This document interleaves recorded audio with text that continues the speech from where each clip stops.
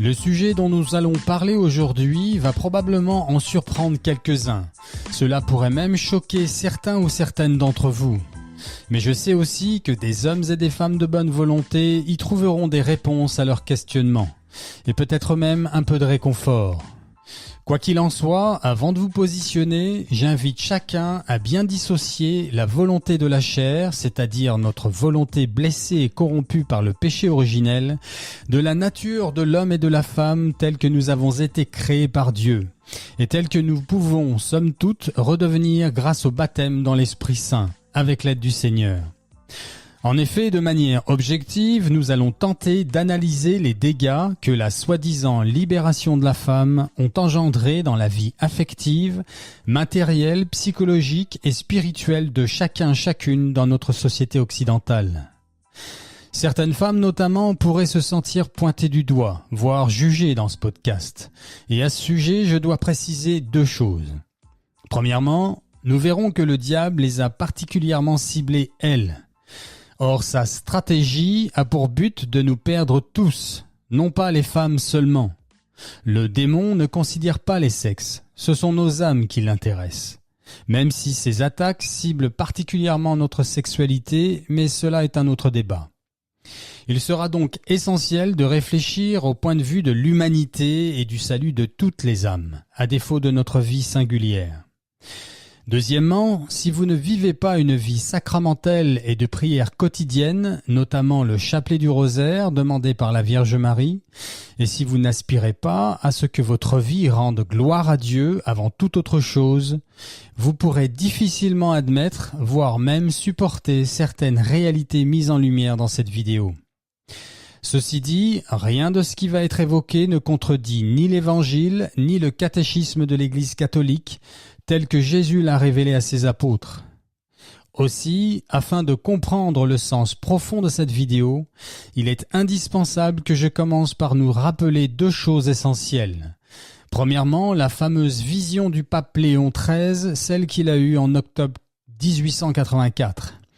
Deuxièmement, les paroles de la désormais vénérable Lucie de Fatima au sujet des temps que nous vivons aujourd'hui. Voici donc la vision du pape Léon XIII.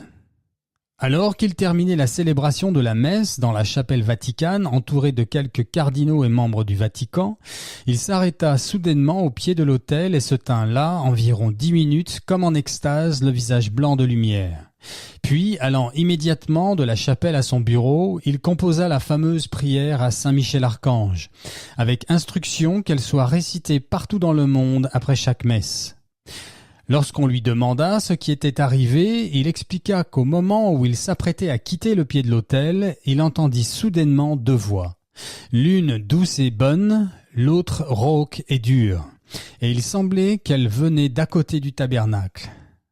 Dans ce dialogue, Satan disait avec fierté pouvoir détruire l'Église, mais que pour cela il avait besoin de plus de temps et plus de puissance. Notre Seigneur accepta sa requête et lui demanda de combien de temps et de combien de puissance il avait besoin. Satan répondit qu'il avait besoin d'une 100 d'années et d'un plus grand pouvoir sur ceux qui avaient été mis à son service. Notre Seigneur accorda à Satan le temps et l'énergie demandés en lui donnant toute liberté d'en disposer comme il le voulait. Puis Léon XIII eut une vision terrible. Je cite, « J'ai vu la terre enveloppée dans les ténèbres et l'abîme. J'ai vu des légions de démons qui étaient dispersés à travers le monde pour détruire les œuvres de l'Église. » Et la vision se termina avec Saint Michel Archange qui chassa les mauvais esprits dans l'abîme. Fin de la vision. Voici maintenant la fameuse phrase prononcée par Vénérable Sœur Lucie de Fatima, voyante de la Sainte Vierge Marie reconnue par l'Église. L'affrontement final entre le Seigneur et le règne de Satan portera sur la famille et le mariage. Fin de citation. Je rappelle que la vision du pape Léon XIII survint en 1884 et que le malin a obtenu une 100 d'années. Cela ne veut pas dire 100 ans jour pour jour. Nous pouvons néanmoins estimer que nous sommes à la fin de la dite période octroyée par le Seigneur, ce qui expliquera certains éléments que nous allons mettre en lumière. Avant d'entrer en matière, permettez-moi de nous rappeler un élément central. Celui ou celle qui pense que la femme aurait moins de valeur ou d'importance que l'homme aux yeux du Seigneur, celui-ci ne se trompe pas seulement, il s'égare. Aux yeux de Dieu, l'homme et la femme sont égaux en dignité. Ils l'ont toujours été et le seront toujours. En outre, il est essentiel de comprendre que le monde dans lequel nous vivons, là, maintenant, et l'existence que chacun doit traverser ici-bas, est un exil, une vallée de larmes, dans laquelle chacun doit porter sa croix à la suite du Seigneur, lequel nous a montré le chemin.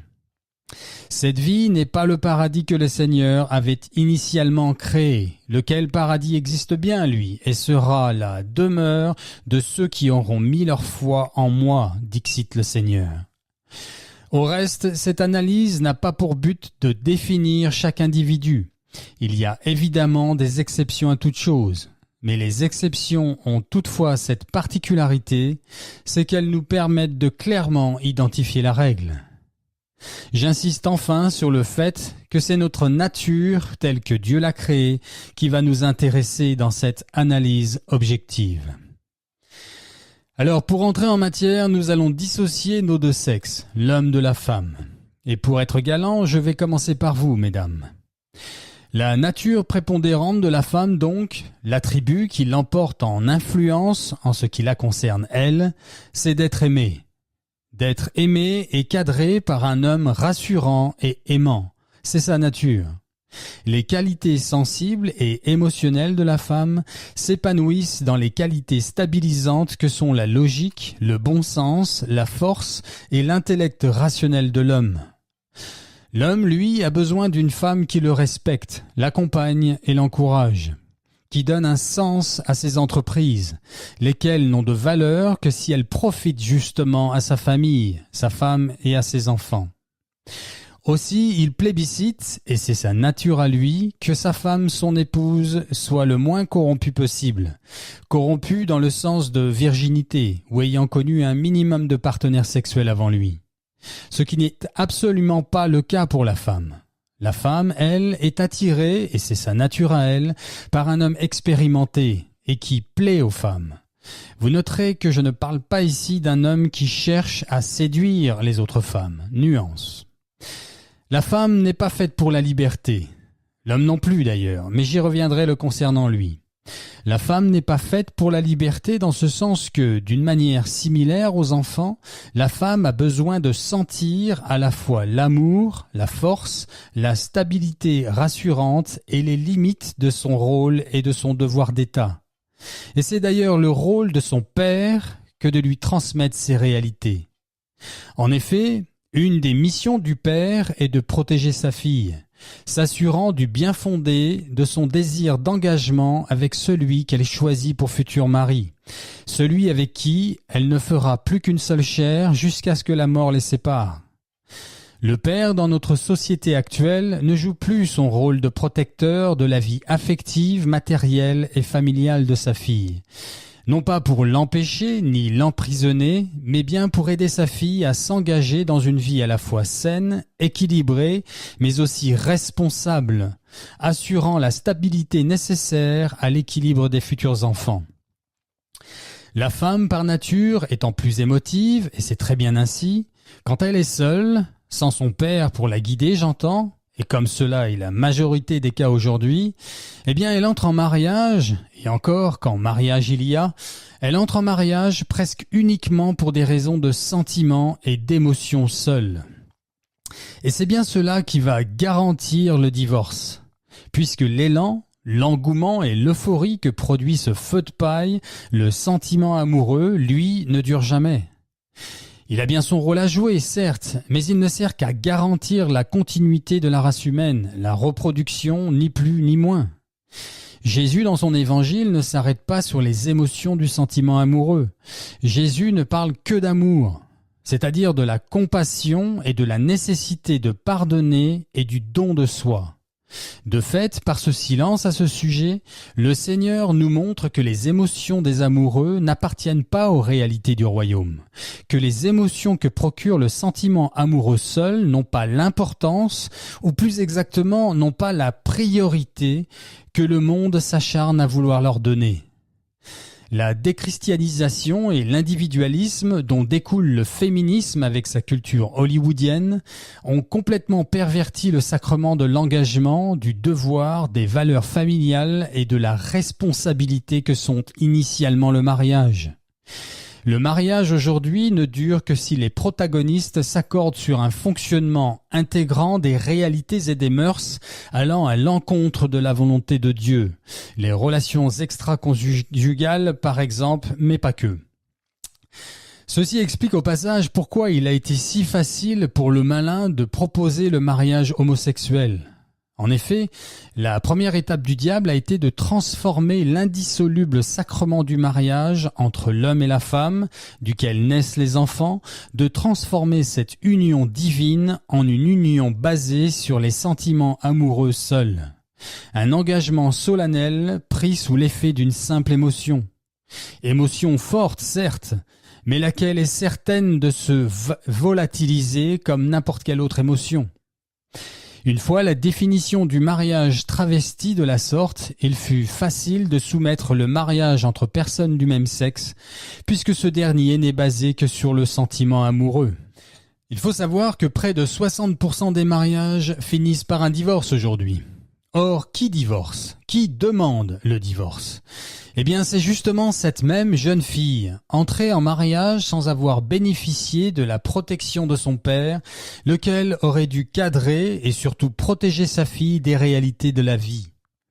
En effet, près de 80% des divorces sont demandés par les femmes, engendrant un déséquilibre et une souffrance aux enfants qui resteront marqués à vie, ainsi que toute la société par voie de conséquence. En outre, les hommes dans tout cela ne sont pas en reste. La majorité d'entre eux continuent à se voiler la face, ne trouvant aucune alternative pour subvenir à leurs besoins sexuels, affectifs et familiaux. Et, de fait, ils mentent aux femmes, leur faisant croire que tout cela est OK, que c'est normal, que c'est l'évolution des choses, qu'il faut s'adapter, alors que l'écrasante majorité d'entre eux ne le pensent pas une seconde. Au fond d'eux-mêmes, ils savent très bien que quelque chose d'essentiel ne fonctionne plus. Ce mensonge, né de la République et des féministes, sur ce qu'est la nature de la femme, pousse la majorité des hommes à leur mentir, mais aussi à eux-mêmes, afin de satisfaire leur libido ou par peur de la solitude. Par voie de conséquence, 4 nouvelles catégories d'hommes ont émergé depuis les années 60, et les anglo-saxons donnent même un nom à chacune d'entre elles. Première catégorie, les fameux Sims. C'est la plus grande ou la plus répandue aujourd'hui. Ce sont les hommes qui font croire aux femmes que ce qu'elles pensent et désirent est très bien. Cela dans le seul but d'obtenir leur faveur sexuelle. Deuxième catégorie, les incels. Ce sont des célibataires involontaires, ceux que les femmes modernes ne choisissent jamais comme partenaires sexuels. Cette catégorie d'hommes finissent souvent d'ailleurs par détester les femmes. Troisième catégorie, les passport bros. Ce sont les hommes qui vont chercher leurs épouses à l'étranger, dans des pays où les relations sont encore, somme toute traditionnelles. Asie, Amérique du Sud, pays de l'Est, etc. Et où, cela dit en passant, aucun homme ne vient jamais chercher une épouse en France. Enfin, quatrième catégorie qui a émergé au début des années 2000, mais qui s'est beaucoup développé ces 2 dernières années. C'en est même devenu un mouvement, lequel est fondé sur beaucoup de lucidité au départ, mais puisque évoluant en dehors de Dieu, il est lui aussi une idéologie. Ce mouvement, né dans les pays anglophones, s'appelle les MGTOW, diminutif voulant dire les hommes allant leur propre chemin. Pour faire court, ce sont des hommes qui, basés sur des réalités objectives, les statistiques, pensent qu'il n'y a plus aucun intérêt pour un homme à se marier avec une femme dans nos sociétés occidentales. Et ceci parce que, comme nous l'avons vu plus haut, ce sont les femmes qui demandent le divorce à près de 80%, et que cela engendre un déchirement familial, dans lequel le père n'obtient quasi jamais la garde des enfants, et où ces entreprises ne servent plus qu'à payer les pensions alimentaires et autres dommages et intérêts demandés par l'ex-épouse. Certains, ne veulent donc plus se marier. Ils acceptent d'avoir des relations sexuelles avec les femmes, mais ne veulent aucun engagement avec elles.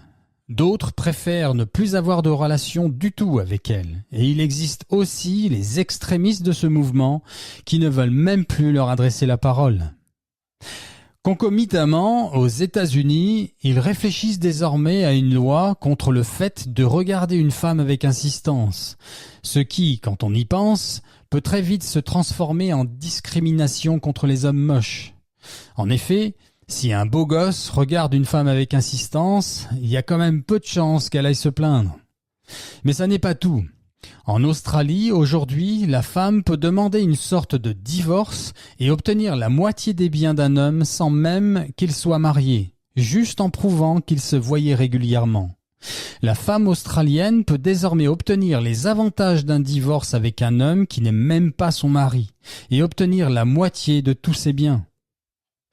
Comme nous le verrons plus loin, passé la trentaine, les chances pour une femme de pouvoir se marier s'amenuisent drastiquement. À ce titre, une femme avocate aux États-Unis vient de mettre en ligne sur le réseau social TikTok son offre de $5 000 qu'elle donnera à celui ou celle qui lui présentera son futur époux, celui avec qui elle marchera à l'église, comme elle dit. Et elle ajoute que l'offre reste valable même s'il divorce. Ceci démontre bien à quel point la femme moderne a gardé le désir, le fantasme même de se marier, mais plus vraiment d'être l'épouse d'un homme. Or, quel impact, depuis les années 50, a eu la soi-disant libération de la femme sur des choses aussi essentielles que l'équilibre des enfants, mais aussi la santé mentale et affective de chacun, et même bien avant les années 50.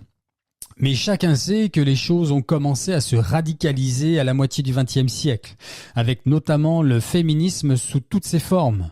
Le droit au divorce, le droit de voter, la pilule contraceptive, le droit d'avorter, l'accès au travail et aujourd'hui la parité, sans parler de la totale inversion des quotas dans des domaines aussi essentiels que sont l'éducation nationale, par exemple, où les hommes sont devenus largement minoritaires et diminuant d'année en année, ainsi que l'extrême féminisation de notre société actuelle.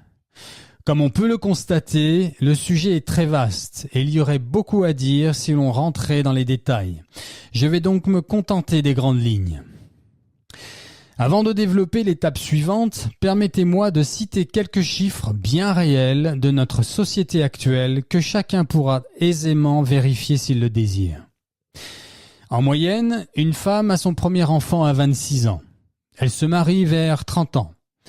On en est même à parler de premier mariage, puisque la coutume s'installant dans le divorce et le remariage. Une femme sur 4 aujourd'hui est porteuse d'une MST. Maladie sexuellement transmissible. 90% des femmes ont utilisé un moyen de contraception et la majorité d'entre elles ont utilisé plusieurs moyens de contraception durant leur vie. Une femme sur 3 avorte aujourd'hui. 40% des enfants naissent dans une famille monoparentale, presque 1 sur 2. Quand une femme a eu des relations sexuelles avec plus de 5 hommes dans sa vie, son pourcentage de chance de se marier passe en dessous des 20%. Comme je le disais plus haut, près de 60% des mariages se transforment en divorce aujourd'hui. Et près de 80% des divorces sont demandés par les femmes. Au moment du divorce, ce sont quasi toujours les femmes qui obtiennent les enfants. Or, la majorité des personnes qui vont en prison, qui arrêtent l'école et finissent dans la rue sans abri viennent de familles monoparentales, ayant eu comme parent une mère seule. 80% des violeurs ont été élevés par une femme seule. Commencez-vous à entrevoir les résultats déjà largement obtenus par le diable avec cette fameuse centaine d'années octroyée par le Seigneur ? Je continue. Les hommes privilégient les femmes sans enfants. Et cela tout simplement parce que les enfants d'un autre homme viennent avec les mêmes responsabilités, alors que, en ce qui concerne l'autorité, on ne peut l'exercer de manière tout à fait naturelle et légitime que sur ses propres enfants. Le problème est que nous devons arrêter de mettre sur un piédestal les mères qui élèvent leurs enfants seuls.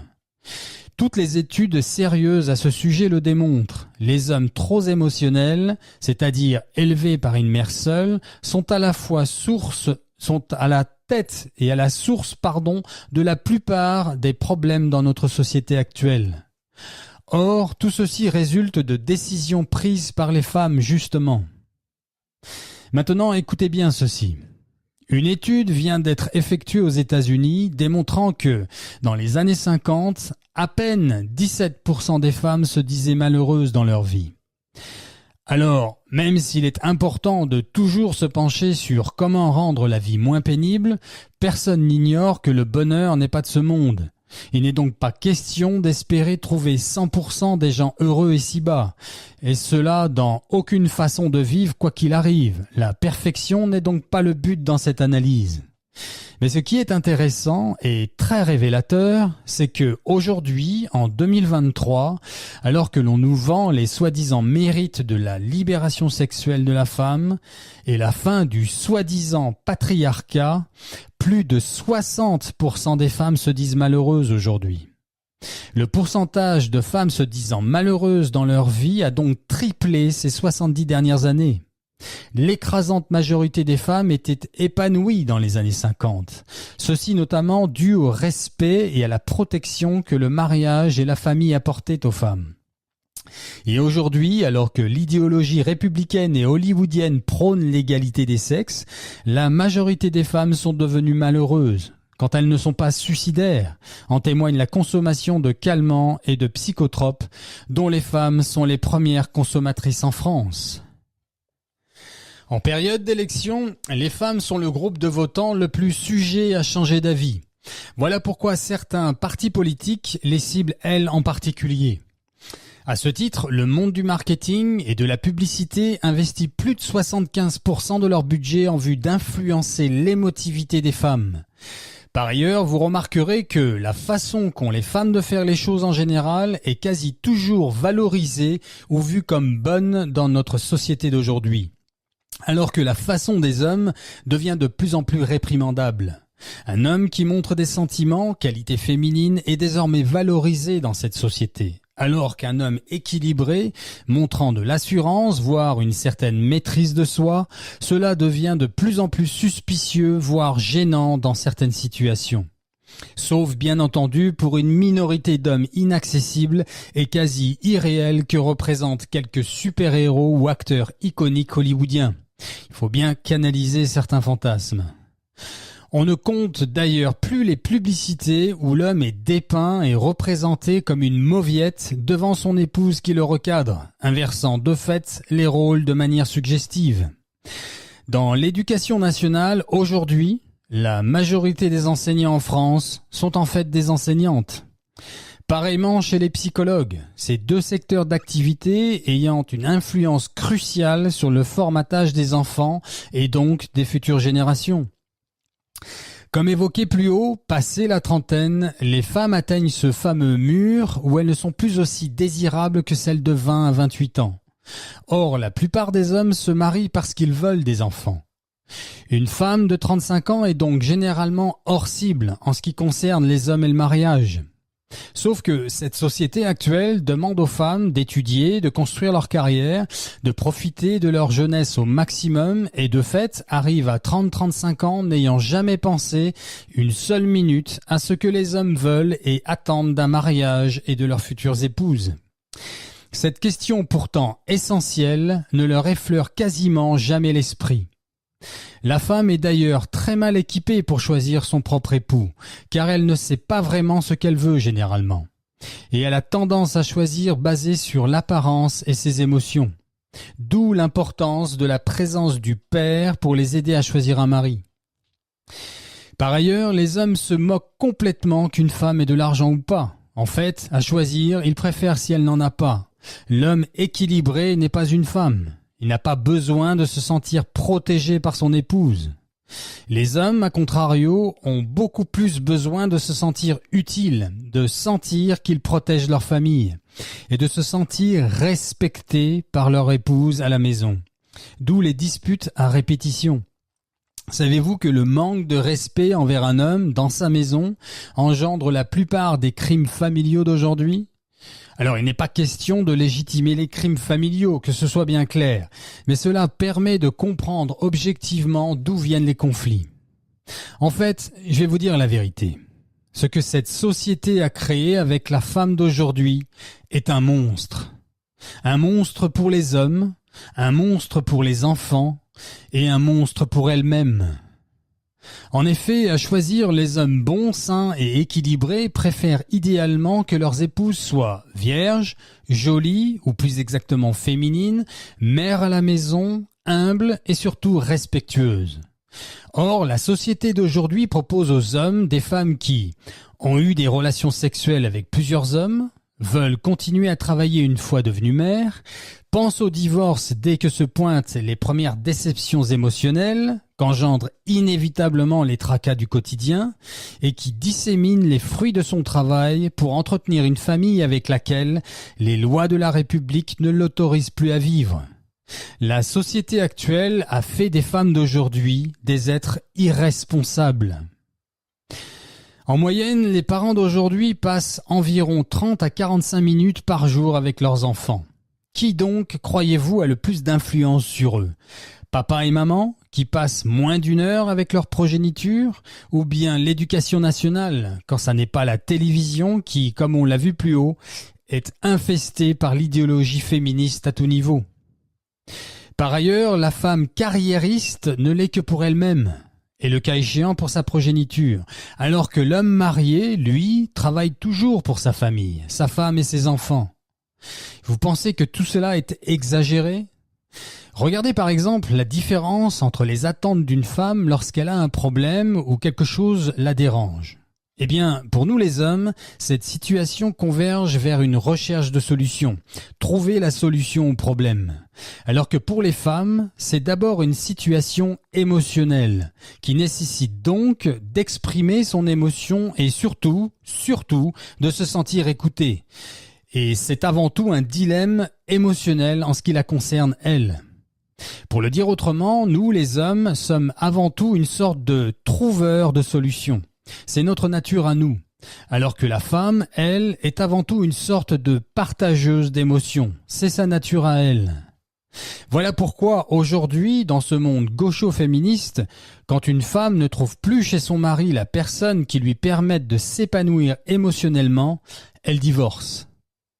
Et puisque plus rien ne la retient de le faire, bien au contraire, cette société malade nous y insiste de plus en plus, elle retombe amoureuse avec les mêmes mauvaises raisons initiales et embarque leurs enfants dans ce marasme, cette déchirure affective, matérielle, psychologique et spirituelle.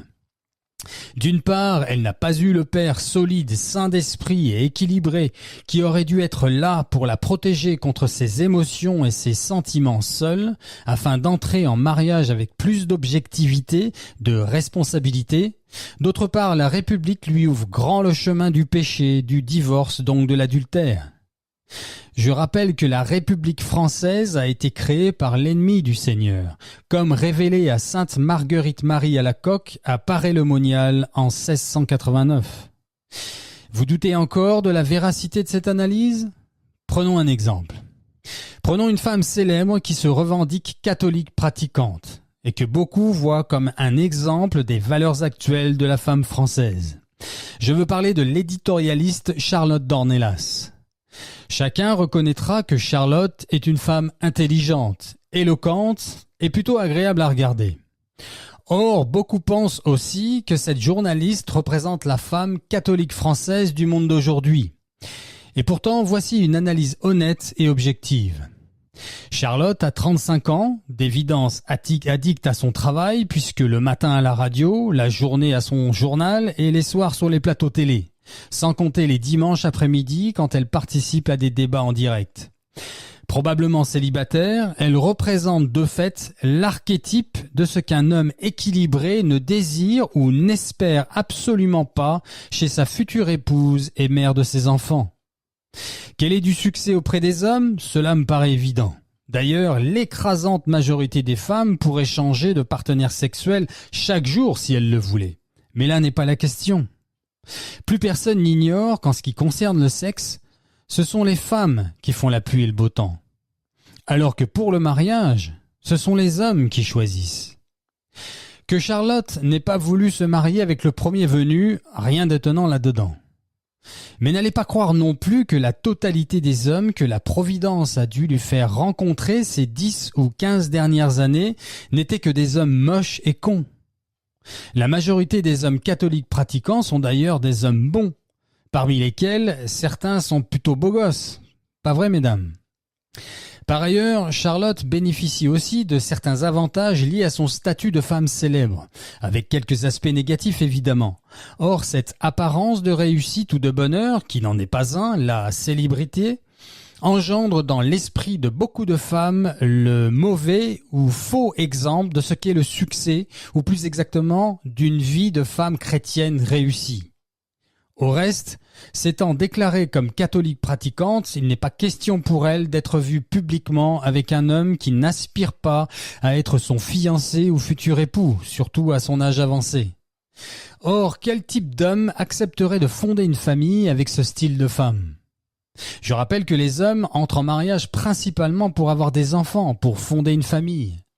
Voilà donc une femme que l'on célèbre, félicite et encourage même en tant que femme actuelle, catholique de plus est, et qui pourtant représente tout à fait l'opposé de ce que les hommes équilibrés recherchent chez une épouse pour fonder une famille.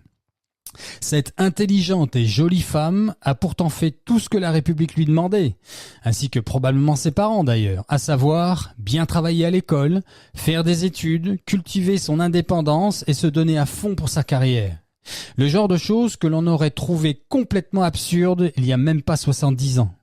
L'écrasante majorité des femmes lui aurait dit quelque chose comme « Si tu fais cela, tu ne trouveras jamais un mari, tu finiras jeune fille, sans enfant ni famille, Charlotte. » Or, c'est bien la République au service du malin qui a créé cela. Ça n'est certainement pas le Seigneur. Je rappelle que le but de notre vie dans ce monde n'est pas d'être heureux ici-bas, non. L'objet et la finalité de cette vie, courte et passagère, c'est d'être sauvé par l'Évangile et d'aider nos frères et sœurs à être sauvés à leur tour. L'unique et véritable bonheur nous attend dans le monde d'après, nous dit le Seigneur. L'idéologie républicaine s'est donc servie de la catégorie réelle, certes, mais très minoritaire, de femmes malheureuses, les fameux 17% dont on a parlé plus haut, pour ensuite grossir le trait, noircir le tableau et grâce à des lois liberticides, funestes et maudites, ont retourné le cerveau du peuple. À commencer par nous inviter à prier de moins en moins, jusqu'à obtenir que la majorité des âmes ne croient plus en Dieu. Et ne le prie donc plus du tout, transformant de fait les réalités de cette courte épreuve, qui est la vie, en l'objet de tous les fantasmes et désirs les plus éloignés de l'esprit de famille au possible, en vue de tuer la famille, justement. Je répète que le malin s'est focalisé sur les femmes avec pour motivation de détruire la famille et, de fait, toute la création. Au reste, n'allez pas croire que Dieu nous appelle à nous focaliser sur des choses aussi puériles que sont la politique, les faits divers et l'actualité journalistique. La Vierge Marie, que Dieu le Père nous envoie sur terre pour nous alarmer sur l'état spirituel du monde ainsi que pour nous montrer ce qui est essentiel, que nous demande-t-elle ? Voter pour tel ou tel parti politique ? Allez les enfants dénoncer tel ou tel fait divers sur les plateaux télé et vous obtiendrez le salut et la conversion de vos adversaires. Regardez CNews plutôt que BFM TV et vous changerez les cœurs endurcis et irez au paradis. Non, frères et sœurs en Christ, la Vierge Marie nous dit clairement ceci. Vivez une vie simple, bonne et sainte. Gardez les sacrements et priez le chapelet du rosaire chaque jour que Dieu vous donne. Lisez la parole de Dieu. L'évangile de mon Fils, notre Seigneur. Pour ceux qui le peuvent, jeûnez chaque mercredi et vendredi au pain et à l'eau. Mais en tous les cas, jeûnez un petit peu. C'est cela que le ciel attend de nous en 2023, chers frères et sœurs en Christ. Et non pas d'épiloguer sur l'actualité de ce monde qui passe. À ce stade, permettez-moi de vous poser la question suivante, à vous, mesdames. Êtes-vous imitatrice de la Sainte Vierge Marie? Car c'est elle votre exemple. Regardez une image de n'importe quelle apparition, même actuelle, comme à Medjugorje ou en Amérique latine par exemple. Regardez sa coupe de cheveux, ses vêtements, quel maquillage, quels bijoux, son regard, son comportement. Or, nous parlons ici de la plus belle femme du monde, dixit toute personne ayant eu la grâce de la voir. Et vous savez pourquoi elle est si belle d'ailleurs? Elle a répondu à cette question un jour. Un des visionnaires de Medjugorje le lui a demandé, voici sa réponse. Les enfants, je suis si belle, les enfants, si je suis si belle, c'est parce que j'aime beaucoup. C'est beau, n'est-ce pas? Savez-vous que le taux de divorce le plus bas du monde se trouve en Croatie avec moins de 2%? Regardez cette photo. Voilà comment les couples catholiques entrent en mariage dans ce pays. Et en se disant la phrase suivante. Désormais, ma croix, c'est toi. Je m'engage devant Dieu à t'aimer jusqu'à ma mort et à honorer ce sacrement pour la gloire de Dieu. On est très loin du tralala des mariages à la française, n'est-ce pas? Je termine au sujet de la Sainte Vierge. Elle est aussi la femme la plus humble du monde. Or, voici la définition la plus importante.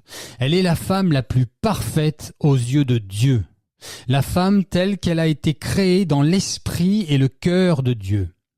Maintenant, mesdames, je vous demande de bien vouloir vous comparer, là, maintenant, à cette vraie femme, à cette vraie dame, à ce véritable chef-d'œuvre de Dieu. Et je vais peut-être vous l'apprendre. Mais cette femme-là, l'image de la Sainte Vierge Marie, eh bien c'est ça. C'est elle qui représente aussi la femme, l'épouse idéale aux yeux des hommes bons et saints. Certes, moyennant les besoins d'assouvir une sexualité matrimoniale épanouie et fidèle, ce qui n'était pas du tout le cas entre la Vierge Marie et Saint Joseph, puisqu'ils représentent la pureté et l'Esprit de Dieu. Alors que, comme chacun sait, le sexe dont nous avons besoin, nous pauvres pécheurs, ainsi que l'accouchement des enfants dans la douleur, n'appartiennent qu'à ce bas monde. Il n'y a plus de mariage dans le ciel. Il n'y a plus besoin de sexe. Nous serons comme des anges, nous dit Jésus dans son évangile. Tout cela pour démontrer que, quand les femmes se rapprochent de la volonté de Dieu, alors la majorité des problèmes affectifs de ce monde disparaissent. Et ne restera plus donc qu'à s'occuper de cette minorité d'hommes incapables d'aimer leurs femmes, comme le Seigneur le leur demande pourtant, puisque l'écrasante majorité des hommes ne sont pas si mauvais que ça. S'ils pouvaient trouver de telles femmes, ils seraient heureux, ravis même, d'être mariés à une femme si humble, si féminine, de se retrouver chef d'une famille saine et pieuse. Ce qui n'empêche absolument pas les protagonistes de s'épanouir dans leur devoir conjugal, pour reprendre un terme bien moins céleste. Laissez-moi vous partager une expérience personnelle. Il y a quelques années en arrière, alors que je tournais une page importante de ma vie, une vingtaine d'années passées à l'étranger, de retour en France, je décidai de mettre toutes les chances de mon côté en vue de trouver une épouse avec qui fonder une famille. Pragmatique comme je me suis tourné vers des personnes compétentes et sérieuses en matière de rencontres avec la gente féminine. Le sujet pourrait prêter à sourire au premier abord, mais il faut savoir que 99% des hommes sont incapables, et c'était mon cas, d'aborder une totale inconnue dans la rue. Et les raisons à cela sont en fait assez compréhensibles. En effet, la capacité à aborder une femme n'est pas une connaissance, une aptitude transmise de père en fils dans nos sociétés occidentales. Dans notre culture, les garçons ne grandissent pas en étant formés sur comment aborder les filles. C'est d'ailleurs un sujet plutôt riche et fort intéressant, sur lequel je ferai peut-être une vidéo. Mais la raison pour laquelle j'évoque cette expérience ici, la voici. Alors que mon téléphone commençait à se remplir de nouveaux contacts de jeunes femmes, J'ai fait le calcul, en un peu moins de 2 ans, j'ai dû aborder près de 500 inconnus dans des lieux publics. Aborder de manière très agréable pour elles, je vous rassure. À ce titre, j'ajoute aussi que cette expérience s'est passée après ma conversion et qu'il n'était donc pas question de m'initier à ces techniques de rencontre en vue de retourner dans le péché, mais bien de trouver une épouse avec qui fonder une famille.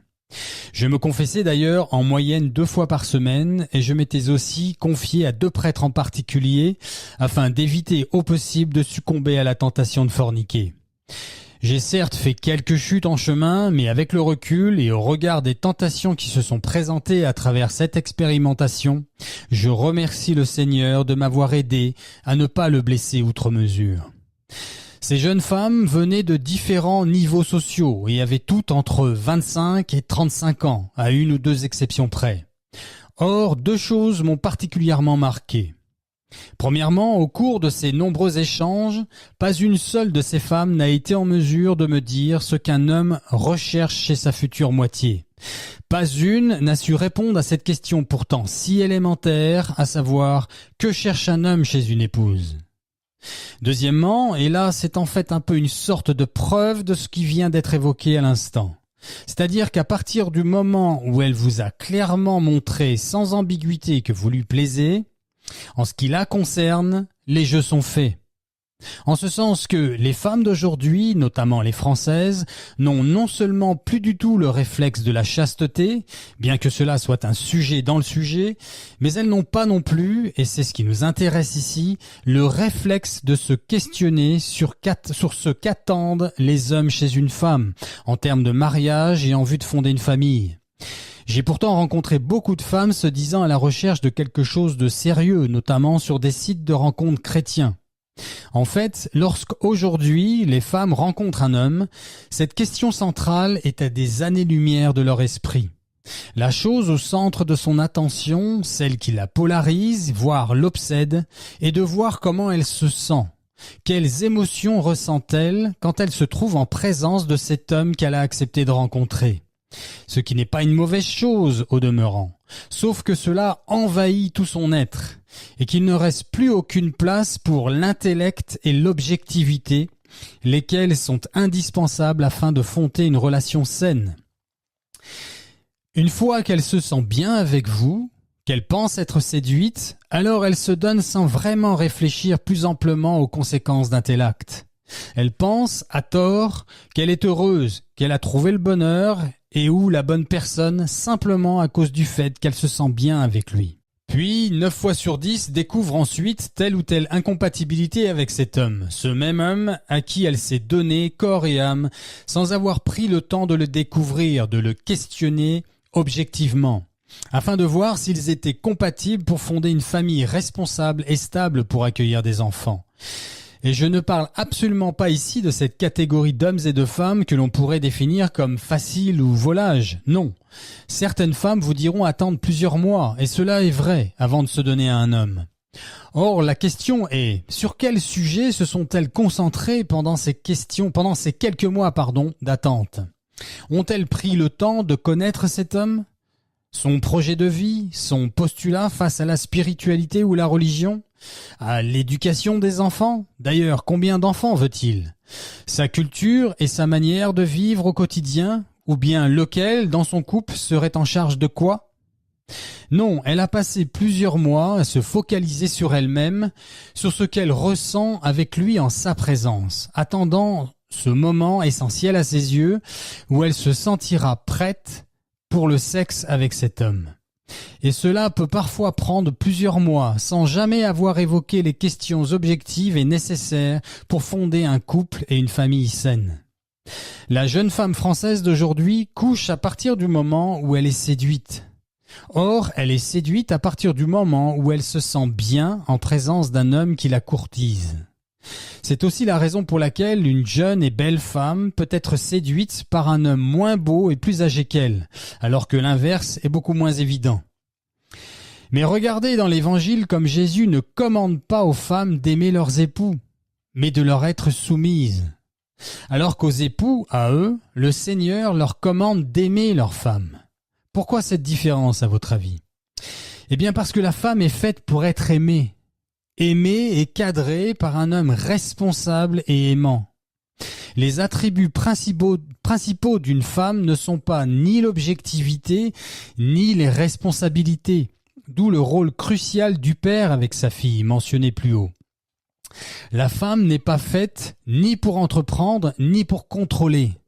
D'ailleurs, quand elle le fait, ce qui est de plus en plus courant dans cette société malade, alors les hommes ne s'intéressent plus à elle. Cette femme devient disgracieuse à leurs yeux. Disgracieuse parce que dénuée de fragilité et de féminité que plébiscite la nature même de l'homme. Aussi, la deuxième moitié du XXe siècle, due au fait de la soi-disant libération sexuelle des femmes, a fait apparaître sur le marché, si je puis dire, quelque chose qui, auparavant, n'existait que dans l'intimité du mariage ou au bordel. Je veux parler de la femme sexy. La femme sexy ne pouvait être vue que dans la chambre conjugale, cachée au regard du monde et des autres hommes. Cela ne concernait que l'intimité des époux. Tout ceci pour illustrer que les femmes de ce siècle ne sont pas conscientes à quel point elles sont devenues les marionnettes du malin, lequel les manipule afin de pervertir leurs relations avec les hommes et avec Dieu. Et cela, nous l'avons vu en vue de détruire la famille et donc toute la création. Il est triste de constater combien, avec un peu d'expérience certes, il est si facile aujourd'hui de changer de partenaire sexuel quasi chaque jour de la semaine, alors qu'il est devenu presque impossible de trouver une épouse qui représente véritablement la femme qu'est en droit d'espérer un homme que l'on qualifiera de sain et équilibré. D'autre part, il est intéressant de noter aussi que les femmes modernes demandent à ce que leur rendez-vous amoureux et leur mariage restent traditionnels. La galanterie, le fait que ce doit être l'homme qui paye le café ou le restaurant, le mariage en blanc, etc. Elles réclament des actes et des comportements traditionnels alors qu'elles n'apportent absolument plus rien de traditionnel aujourd'hui à la relation. Elles pensent, à tort, et plus ou moins consciemment, que, en ce qui concerne les hommes, le sexe des femmes est le but ultime, la seule et unique chose, au centre de tous les mérites. En effet, dans leur relation avec les hommes, les femmes ont tellement l'habitude de sentir le regard des hommes sur elles, que cela suffit à leur faire penser qu'elles ont le choix, qu'il leur suffira de choisir celui avec qui, le moment voulu, elle voudra bien faire un enfant et ou fonder une famille ou pas. Aussi, bien que toujours habillée de blanc, la mariée d'aujourd'hui n'est plus vierge le jour de son mariage. Elle demande aussi à rester indépendante, à travailler, et si les choses ne vont pas comme elle le désire, ce qui inévitablement arrivera puisqu'elle jugera au niveau émotionnel, alors elle divorce, demande tout, obtient tout, cela grâce à ces idéologies que sont la République et le féminisme. Et détruit la vie du père et des enfants, tournant la page et passant au prochain amoureux, parfois comme si de rien n'était. Laissez-moi vous décrire la véritable Barbie qui semble avoir un franc succès au box-office aujourd'hui. C'est une blague. Un jour, un homme va acheter un jouet à sa fille et demande à la vendeuse « Combien coûtent les Barbies dans votre vitrine, s'il vous plaît ?» La vendeuse lui répond « Laquelle exactement ?» Parce que nous avons Barbie au fitness, 20 €, Barbie fait des courses à 20 €, Barbie au travail, 20 € et Barbie divorcée pour 300 €. Tout étonné, l'homme demande pourquoi la Barbie divorcée vaut 300 € alors que toutes les autres ne valent que 20 € pièce. La vendeuse lui répond « Monsieur, la Barbie divorcée est vendue avec la maison de Ken, la voiture de Ken, le bateau de Ken et un ami de Ken. » Comme nous l'avons vu plus haut, les époux et les enfants ont tout perdu dans cette fausse libération de la femme. Or, mis à part les jeunes filles de 20 à 28 ans, lesquelles sont poussées par la société lobotomisée à penser et à agir comme si le but de cette vie était d'en profiter au maximum, à commencer par obtenir un super emploi à responsabilité nécessitant de longues années d'études dans un cadre gaucho-féministe, c'est-à-dire l'université, de voyager, de rire et de s'amuser, multipliant les partenaires sexuels, choper des MST, avorter si nécessaire, Mis à part les jeunes filles de 20 à 28 ans, disais-je, les femmes se retrouvent tout aussi lésées par cette société qui, passé ce fameux mur de 30-35 ans, ne veulent plus d'elles.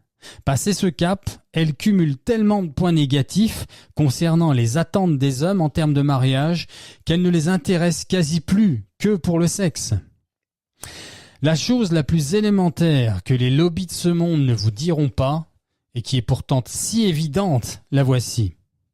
Le monde dans lequel nous vivons toutes et tous est un monde construit et maintenu en état de marche par les hommes. Les infrastructures sont fabriquées par les hommes. La société régalienne fonctionne grâce aux hommes. Le siège sur lequel vous êtes assis, la maison dans laquelle vous vivez, la voiture dans laquelle vous roulez, les routes, les bateaux, les trains, les avions dans lesquels vous vous déplacez sont fabriqués et construits par des hommes. La police, l'armée, etc. Ce sont les hommes qui fabriquent et entretiennent quasi tout ce qui se construit dans notre société. D'ailleurs, si les hommes restaient tous à la maison, les femmes seules ne pourraient pas faire marcher le monde. Alors que l'inverse n'est pas vrai, bien au contraire. Dieu dit « Il n'est pas bon que l'homme soit seul, il faut que je lui fasse une aide qui lui soit assortie », nous dit la Bible. Et il créa la femme à partir du côté de l'homme. Ce n'est pas l'homme qui a été créé pour la femme, mais bien la femme qui a été créée pour l'homme. En outre, toute société a besoin de protection et cela est un trait masculin. Que croyez-vous qu'il se passera quand le chaos et la guerre civile s'installera dans les rues françaises ?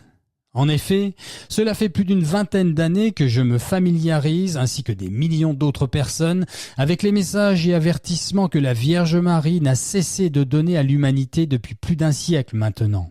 Notamment à La Salette, Fatima, Garabandal, Akita, Medjugorje pour ne citer que ces apparitions-là. Or, depuis quelque temps, cela devient beaucoup plus simple de retenir l'attention des gens à ce sujet. Ils commencent à se rendre compte que quelque chose d'important se trame à l'horizon. Je vais vous partager un dialogue que j'ai eu avec un gendarme sur un marché de France il y a quelques années en arrière. C'était pendant la période des attentats à Paris sous François Hollande.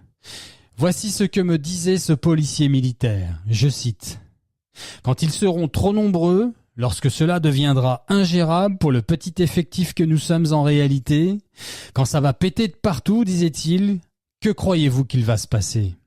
Nous, les gendarmes, policiers et militaires, serons tellement affairés à protéger les nôtres, nos familles, qu'il n'y aura personne, vous entendez, personne pour faire barrage à leur pillage, destruction et cruauté. Vous serez seuls et sans armes, alors que, pour un bon nombre, ils le sont déjà armés. » Fin de citation. Eh bien, je vais vous dire ce qui va se passer. La véritable nature des hommes et des femmes va reprendre ses droits, et en moins de temps qu'il ne faut pour le dire. Les femmes seules, avec ou sans enfants, vont rapidement repérer les mâles dominants, bons et protecteurs, pour se mettre à l'abri. Alors que celles qui s'acharneront dans ce mensonge qu'est le féminisme seront forcées de faire la douloureuse expérience de leurs erreurs. Chacun sait que les meurtres et les viols sont monnaie courante quand s'installe le chaos que produit toute guerre.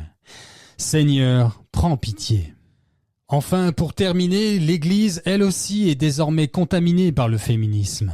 Et ce n'est malheureusement qu'un début.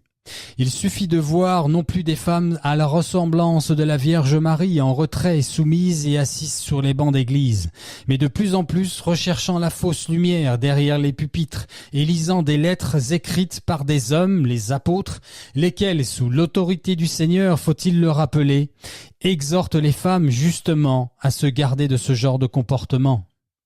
Voilà pourquoi aussi Satan est en train d'obtenir que les femmes puissent accéder au diaconat et à la prêtrise. Comme le disait saint Bonaventure, la Vierge Marie a été dotée d'un cœur viril, mais elle n'a jamais corrompu ni sa féminité ni son humilité en tentant de faire comme les hommes.